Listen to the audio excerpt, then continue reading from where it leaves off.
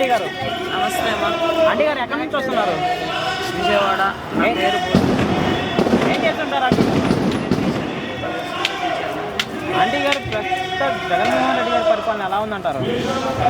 జగన్మోహన్ రెడ్డి పరిపాలన ఏమో బేసిక్గా ఉంది. ఎందుకంటే ప్రజలు చెప్తున్నారు. ఎందుకంటే ఇది ప్రజల నుంచి వచ్చే మాట కానీ లేకపోతే వేరే పత్రికలు లేకపోతే ఇంకోటి పచ్చ మీడియాను లేకపోతే ప్రతిపక్ష నాయకులు చెప్పే మాట కాదు.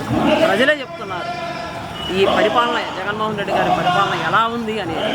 ఎందుకంటే ప్రజలు మెచ్చిన ప్రభుత్వం, అట్లాగే అభివృద్ధి సంక్షేమాన్ని మరి రెండు కళ్ళలాగా భావించి మేనిఫెస్టోని 100% నెరవేర్చిన ఏకైక ప్రభుత్వం. మనకు 75 సంవత్సరాల భారతావని స్వతంత్రం వచ్చిన తర్వాత మొట్టమొదటిగా మేనిఫెస్టోని, ఎన్నికల మేనిఫెస్టోని 100% నెరవేర్చిన ప్రభుత్వం ఏదైనా ఉందంటే అది జగన్మోహన్ రెడ్డి ప్రభుత్వం. అభివృద్ధి జరగలేదని చెప్పేసి అన్నారు కదా చంద్రబాబు నాయుడు గారు. ఎక్కడ అభివృద్ధి జరగలేదు? ప్రతిపక్షాలకి చెవులు లేవు, కళ్ళు లేవు. ఎందుకంటే ఈవేళ అభివృద్ధి జరగట్లేదని మీరు ఎలా చెప్తారు? ఈవేళ మధ్యతరగతి అంటే పేదరికంలో ఉన్న వాళ్ళ మధ్యతరగతి కుటుంబాలను మీరు చూడండి. ఈవేళ వాళ్ళు ఆర్థికంగా నిలబడి మరి వాళ్ళ సొంత కాళ్ళ మీద వాళ్ళు నిలబడగలుగుతున్నారు అని అంటే అభివృద్ధి లేదంటారా? అట్లాగే ఈ రాష్ట్రంలో మరి 17 మెడికల్ కాలేజీలు వచ్చినాయి, ఇది అభివృద్ధి కాదా? అట్లాగే మీరు కనుక చూస్తే మరి కోర్ట్స్ వచ్చాయి, అది అభివృద్ధి కాదంటారా?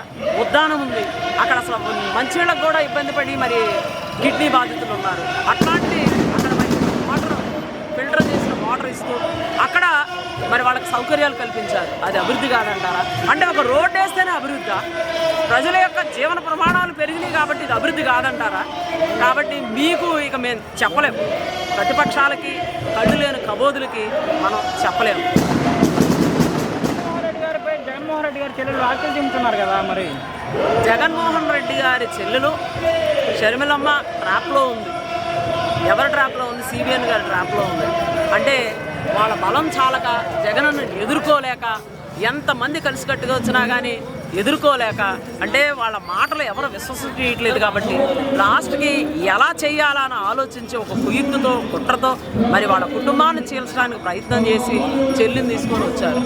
ఆ చెల్లి గారికి తెలియదా అన్న మనస్తత్వం ఎట్లాంటిదో? అన్న అంటే వాళ్ళ కుటుంబం గురించి తెలియదా? కాబట్టి ఆవిడ కూడా వ్యామోహంతో, పదవి వ్యామోహంతో, డబ్బు యొక్క ఇదితో ఆమె కూడా మరి జగనన్న మీద అవాకులు చవాకులు పేలుస్తుంది.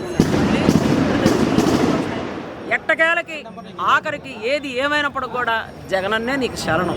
కాబట్టి నువ్వు పుట్టింటిని మరి ఎక్కడో దొంగలో తప్పుకోకుండా నువ్వు మాటలు చాలా జాగ్రత్తగా మాట్లాడితే మంచిది. ఎందుకంటే నువ్వు కాంగ్రెస్ని ఏ విధంగా తిట్టావో, 3000 కిలోమీటర్లు మరి తెలంగాణలో పాదయాత్ర చేశావు, అక్కడ చేశావు, కానీ సుఖమే ఉంది. ఆ పార్టీని తొంగలో దొక్కావు, వైఎస్ఆర్ అనే పార్టీ టీఎస్ పార్టీని పెట్టావు, అక్కడ తొంగలో దొక్కావు.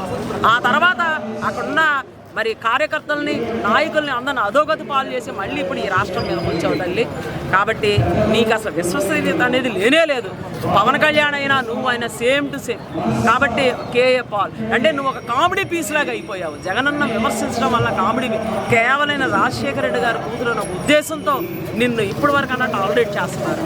కాబట్టి ఇంకా నువ్వు అంతకు మించి ఎక్కువ విమర్శలు మాత్రం చేయొద్దు. అభివృద్ధి లేదని కానీ, లేకపోతే సాక్షిలో వాటా ఇవ్వలేదని, ఇంకో కుటుంబ కలహాలు, ఈ కుటుంబ కలహాలు కానీ, అభివృద్ధి లేదని కానీ, ఇవన్నీ ఎలక్షన్ 3 నెలలు నువ్వు ఇప్పుడు గుర్తొచ్చాయా? నువ్వు ఫైట్ చేయాలంటే అప్పుడే చేయాలి. కాబట్టి షర్మిలమ్మ చంద్రబాబు నాయుడు గారి చేతిలో కీలుబొమ్మ అయిపోయింది. కాబట్టి నీ మాటలను నమ్మేటువంటి విశ్వసనీయత ఈ ఆంధ్ర రాష్ట్ర ప్రజలకు లేదు. ప్రజలందరూ కూడా అభివృద్ధి అనేది వాళ్ళు ఏవైతే ప్రజలంతగా పాలన తీసుకొని వచ్చే వాలంటరీ వ్యవస్థ ద్వారా మరి జగనన్న ప్రవేశపెట్టిన పథకాలన్నీ కూడా ప్రజలు తీసుకున్నారు. కాబట్టి ఖచ్చితంగా రాబోయే 2024 ఎలక్షన్లో జగనన్ని మళ్ళీ ఆశీర్వదించి ప్రజలందరూ కూడా మళ్ళీ సీఎంగా చేస్తారు. ఓకే, థ్యాంక్ యూ అండి. Thank you.